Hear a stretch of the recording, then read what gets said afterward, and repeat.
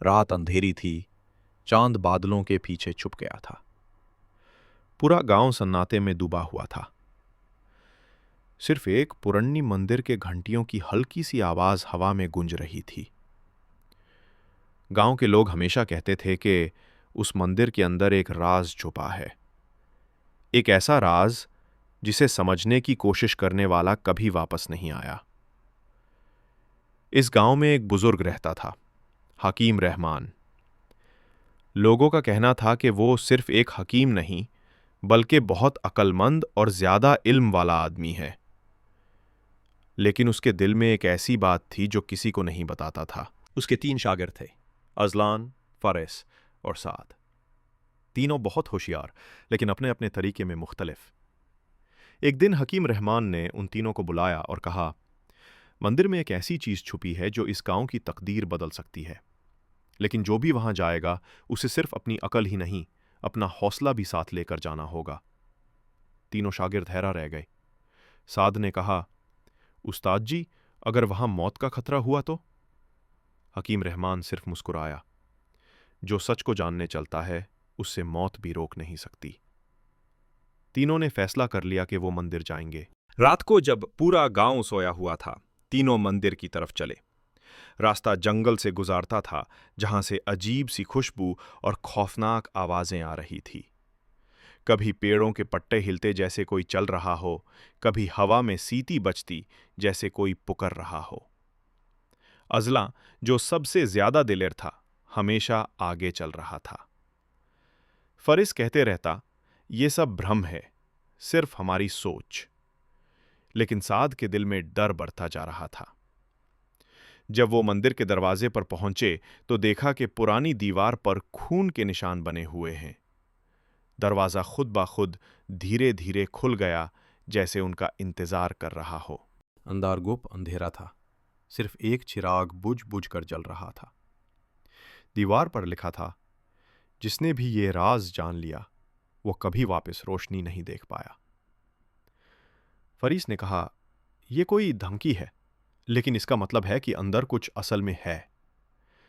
तीनों आगे बढ़े। अचानक मंदिर के बीच में जमीन हिलने लगी। एक पुरानी कब्र खुल गई। उस कब्र में से एक तवीज निकला, पुराना, सुनहरा और अजीब नक्शों से भरा हुआ। जैसे ही अजलान ने तवीज को छुआ, उसकी आंखों के सामने पूरी दुनिया घूमने लगी। उसे पुराने वक्तों की तस्वीरें नजर आने लगी, जुंग, खून, खजाने और धोखेबाजी। फरीस और साद को भी अजीब सी गर्मी और बोझ महसूस हुआ। अचानक एक आवाज गूंजी, बिना किसी शख्स के।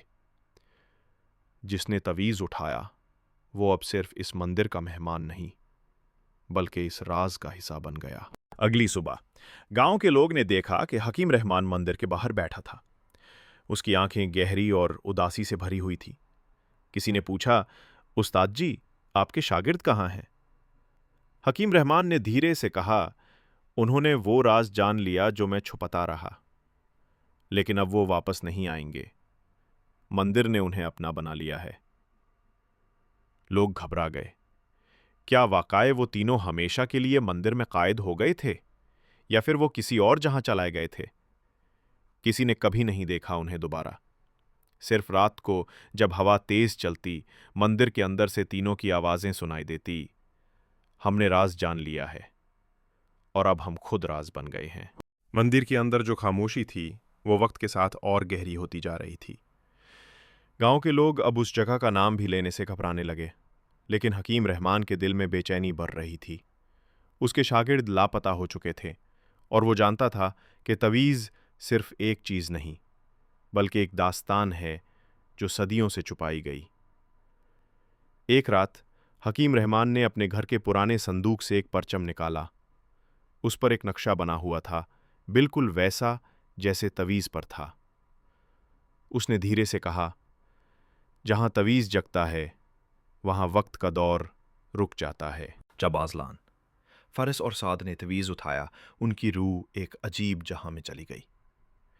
वो न जिंदा थे न मुर्दा, जैसे वक्त के दरमियान कायद हो गए हों।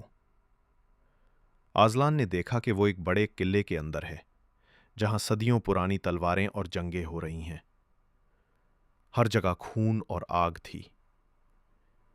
एक आवाज उसके कान में गूंजी, तेरी तकदीर जंग है, तू इस राज का सिपाही है। फरिस ने देखा कि वो एक मखलूकों भरी अंधेरी गुफा में है। दीवार पर अजीब जिन्नती नक्श लिखे हुए थे। एक आवाज आई, तेरे अंदर इल्म छुपा है, तू इस राज का कारी है। और साद ने देखा कि वो एक दरिया के किनारे है, लेकिन दरिया का पानी लाल खून जैसा था। उसने आवाज सुनी, तेरे नसीब में कुर्बानी है, तू इस राज का निगरान है। तीनों को समझ आ गया कि तवीज ने उन्हें अपने अपने किरदार दे दिए हैं, एक जंगजू, एक इल्म का रक्षक और एक निगरान। लेकिन इसका मतलब था कि अब वो इस दुनिया के नहीं रहे। हकीम रहमान समझ गया कि तवीज़ अब खुला है और उसकी ताकत को कोई रोक नहीं सकता। लेकिन उसका एक राज था। असल में ये तवीज़ उसी के बुजुर्गों का बनाया हुआ था और उसका असली मकसद था वक्त को कंट्रोल करना। हकीम ने फैसला किया कि वो खुद मंदिर जाएगा। रात को जब वो मंदिर पहुंचा तो अंदर से आवाज आई। ये आवाज उसके शागिर्दों की थी। उस्ताद, वापस चले जाओ, हम राज का हिस्सा बन चुके हैं। हकीम की आंखों से आंसू बह गए, लेकिन उसने कहा, नहीं, अगर तुम राज बन गए हो तो मैं उस राज का दरबन बनूंगा। उसने मंदिर के अंदर कदम रखा और जैसे ही उसने तवीज को छुआ, मंदिर की दीवार बंद हो गई। अगली सुबह लोगों ने देखा कि मंदिर पूरी तरह बंद हो चुका है। न दरवाजा खुलता था, न आवाज आती थी। गांव के बुजुर्ग कहते हैं कि मंदिर के अंदर अब भी हकीम और उसके 3 शागिर्द हैं। कभी कभी रात को आवाज सुनाई देती है, राज अभी अधूरा है, वक्त का दरवाजा अभी खुलना बाकी है। लेकिन किसी में हिम्मत नहीं कि वो वहां जाए, क्योंकि जो भी अंदर जाएगा वो राज का हिस्सा बन जाएगा। और ये राज आज तक सिर्फ राज ही है। गांव में हकीम रहमान की एक बेटी थी, लैला। वो छोटी उम्र से ही अपने वालिद के साथ परचम और नक्शों को देखती आई थी। उसके दिल में इल्म की भूख और हिम्मत दोनों थी। जब मंदिर बंद हुआ और लोग डर गए, लैला ने फैसला किया कि वो तीनों शागिर्दों को बाहर ले आएगी, चाहे जितनी भी कीमत क्यों ना चुकानी पड़े। उसने हकीम के संदूक से परचम निकाला।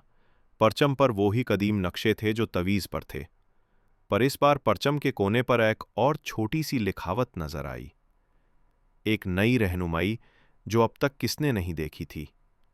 रोशनी का रास्ता सिर्फ तब खुलता है जब 3 जहां का मेल एक साफ दिल से धोया जाए। लैला समझ गई कि ये सिर्फ कोई फिजिकी हंसी नहीं, ये एहतमाम, ईमान और कुर्बानी का इम्तिहान है। रात को लैला ने रात के सबसे गहरे वक्त का इंतखाब किया, जब चंद खामोशी से पीछे छुपा हो और हवा बिल्कुल थम जाए। उसने मंदिर के सामने खड़ी करवाई, एक छोटा चिराग, एक किताब जिसमें हकीम के बुजुर्गों के इल्मी नुस्खे थे, और एक पाक पानी का मटका जो उसके वालिद ने कभी बरकत के लिए रखा था। लैला ने परचम को मंदिर के दरवाजे के सामने रख दिया और तीनों के नाम जोर से पुकारे, अजलान, फरेस, साद। अचानक हवा में हल्की सी शोला सी जगी, जैसे किसी चीज की खामोश पुकार हो। मंदिर की दीवार पर रोशनी की पतली सी लकीर चल पड़ी और दरवाजा धीरे धीरे फटने लगा। लेकिन दरवाजा पूरा खुलने से पहले एक जबरदस्त इम्तिहान आया। दरवाजे के अंदर से एक खामोश आवाज आई। लैला ने फिर से उनके नाम बुलाए और मंदिर के अंदर से हल्की सी जहां बुझन सी आई। अजलान की आवाज, फारिस की फुसफुसाहट, साद का रोहाना। मगर आवाज में कुछ नया था। ये आवाज बेचैन थी, पर तसल्ली भी देती थी, जैसे कोई अंधी रात अंधेरा देखकर भी रोशनी की तलाश कर रहा हो। अजलान पहला नजर आया। जब उसने रोशनी देखी तो उसकी आंखों में वो पुराना जुनून था, लेकिन अब उसके अंदर एक नई समझ भी जली थी। उसने पहले जब तवीज उठाया था तो वो सिर्फ जंग का सिपाही बन गया था, सब कुछ तोड़ देने वाला, बस आगे बढ़ना चाहता था। लेकिन लैला के गाने जैसी पुकार ने उसके दिल का ऐना साफ कर दिया। उसने अपनी तलवार झक मारी और उसे जमीन पर रख दिया, एक निशानी के तौर पर कि वो अब नसूह और नर्म दिल भी हो सकता है। मंदिर ने पहले इम्तिहान में उसे आजाद कर दिया। रोशनी ने उसके ऊपर से सारी जंग के साया हटा दिए और अजलान बाहर आया, पर उसके चेहरे पर अब एक गहरी ठकन और समझ थी। फारिस को जब रोशनी ने पुकारा तो उसने दीवार पर लिखी पुरानी पहेलियों को समझने की कोशिश की। जब तवीज ने उसे इल्म का कारी बनाया था तो वो किताबों और तशबीहों में खो गया, जिससे उसके दिल में फर्क पड़ गया। इल्म का शौक था, मगर गुरूर भी। लैला ने उसे उसकी किताब वापस दी और कहा, इल्म जब बंटवारे से साथ हो तो बरकत बनता है। फारिस ने पहले अपनी आंखों से नाकारा फेंक दिया, अपने हुरूर को कबूल किया और कह दिया, मैं अब सिर्फ इल्म के लिए नहीं, लोगों के लिए पढ़ूंगा। मंदिर ने उसके दिल की सूरत देखकर उसे आजाद किया। फारिस बाहर आया, लेकिन उसकी सूरत पर एक नई मिठास थी, जो इल्म को इंसानियत से जोड़ने से आती है। साद सबसे ज्यादा दरगुजार था। उसमें तवीज को उठाया तो उसे नजर आया कि उसका किरदार निगरानी और कुर्बानी का है, लेकिन डर के साथ साथ उसके अंदर खुद खर्जी भी जगी।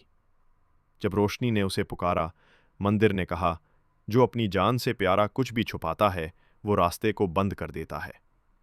साद ने देखा कि उसके हाथ में एक पुरानी तस्बीह थी, एक छोटी सी चीज जो उसने अपने लिए रखी थी जब उसने पहले तवीज उठाया था। लैला ने तस्बीह को उठाया और पूछा, क्या तू अब तक अपना हक हमसे छुपाता रहा? साद की आंखों से आंसू गिर गए। उसने तस्बीह फेंक दी, हर उस चीज को छोड़ दिया जो उसने अपने लिए इकट्ठी की थी। मंदिर ने उसकी साफ नीयत पहचान ली और उसे बाहर निकाल दिया। जब तीनों बाहर आए, मंदिर की दीवार से एक बहुत पुरानी धूल उतर गई और उस दुस्तूरी तवीज की हालत भी बदल गई। तवीज अब सुनहरा चमक उठा, लेकिन उसकी ताकत फिर भी पुरानी थी, एक ऐसी ताकत जो इंसानी नीयत से ही चलती थी।